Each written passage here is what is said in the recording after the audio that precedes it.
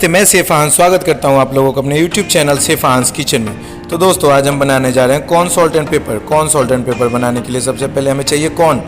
या तो आप फ्रेश कॉर्न भी ले सकते हैं या आपके पास फ्रोजन है तो फ्रोजन भी ले सकते हैं। उसके बाद उसमें हम ऐड करते हैं कॉर्नफ्लावर जैसा कि आप देख रहे हैं। फिर उसको अच्छी तरीके से हम मिलाते हैं। मिलाने से क्या होता है, कॉर्न के ऊपर एक कोटिंग हो जाता है कॉर्नफ्लावर की। उसके बाद हम क्या करते हैं, डस्टिंग करते हैं ताकि जो हमारा एक्स्ट्रा उसमें कॉर्नफ्लावर बच गया है उसको हम झाड़ लेते हैं बाहर।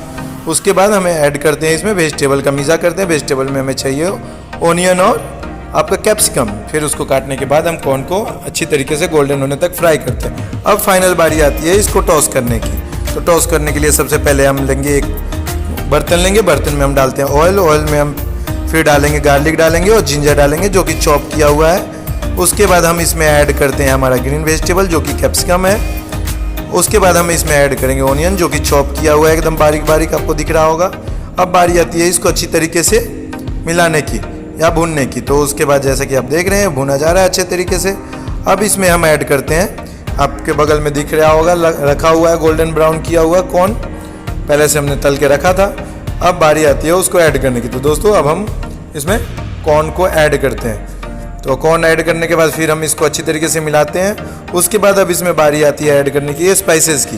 तो हम इसमें स्पाइसेस एज वेल एज जो चाइनीज़ में यूज होता है, सॉल्ट, पेपर एंड आपका Ajinomoto, little bit of sugar add किया हमने, एकदम बेसिक है। उसके बाद हम इसको अच्छी तरीके से मिलाते हैं। तो दोस्तों अगर जो आप हमारे इस चैनल पर नए हैं तो कृपया करके हमारे इस चैनल को सब्सक्राइब करें और ज़्यादा से ज़्यादा इसे शेयर करें। जैसे कि आप देख रहे हैं दोस्तों हो रहा है, कॉर्नफ्लावर हमारा रेडी हो चुका है, क्रिस्पी कॉर्न।